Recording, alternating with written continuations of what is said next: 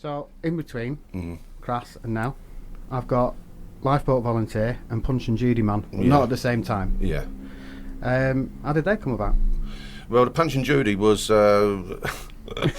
right, Punch and Judy was because when Crass finished, I was like, right, I'll do what everyone else does and I'll do a solo album, you know, with acoustic guitar or something. And I thought... And at that time, I was reading a book called Old Jack the Ripper, The Final Solution. It's all about Freemasonry and all this stuff. I was like, I'll write an album about that. Thank Christ someone showed me a film called Spinal Tap. Right, and I was like, right, I ain't doing that then.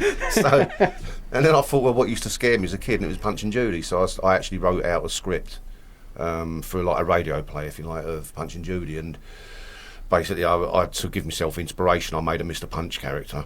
And then I went on to make the whole cast of characters, and then I made the booth thinking like the kids who visited could play with it, and then I thought, well, I might as well try and do the bloody show, which I did, and I did that for about 9 years or something. So, Punch and Judy, Lifeboat Man? Yeah. Well, that's because the village I live in, it's really, there's only about 600 people live there, and you know, everybody knows everybody else, and they needed volunteers, and they kept saying to me, why don't you come down? I was like, no, I can't commit. Then I did a gig at Shepherd's Bush Empire and like made a load of money, enough to donate £1,000 to the local lifeboat. So I went down there, gave them that, and they took me out on the boat, showing what they do. And I thought, well, I'll give it a go, and I've been there ever since, sort of carrying on with it. Brilliant.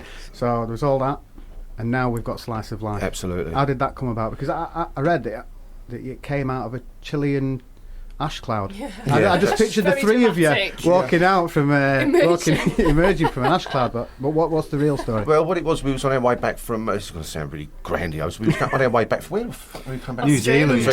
And we ended up in Sydney. Sydney was as far as we could get. Yeah. Because of this Chilean ash cloud, and it put, you know, we had to land at Sydney, and they put us up in this massive, amazing hotel. It's a lovely hotel, yeah. Yeah, and then we were sitting at the bar that night, weren't we? Mm-hmm. And I said to Pete and Carol, and I went, I'd really like to do something like this. And there was Portishead were on Glory Box by Portishead, and he was really liked the bass lines. So I'd like to do this sort of thing, spoken word, maybe a bit more jazzy, quiet, acoustic. And we said, yeah, we can do that. And we pretty much agreed to give it a try when we got back, if we got back. So how did you two meet Steve? Carol joined to do the American leg of the Last Supper tour. So Steve's farewell to Crass songs, and I joined for the Australian tour. So we joined the band and then discussed forming a new band effectively once we'd joined. So we finished off the tour, did the Shepherd's Bush final show, and then moved on to do this. The new stuff. Just listening to it quickly, it's a massive departure from Crass. When you're writing them, do you see a similarity? Because I think I can hear a similarity in the lyrics.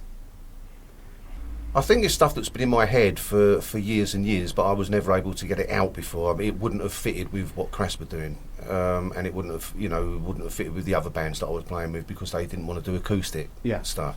So, you know, I mean, what we're doing with some of the songs I have used before in Schwarzenegger and Stratford Mercenaries maybe. And but what we're doing is like breaking them right down to the way they should be done, which was they were written either on keyboard or they were written on acoustic guitar, and that's the way they should be played. Trying to rock them up, it don't work. It just spoils it. It loses all meaning. So, and I just wanted to break everything right down.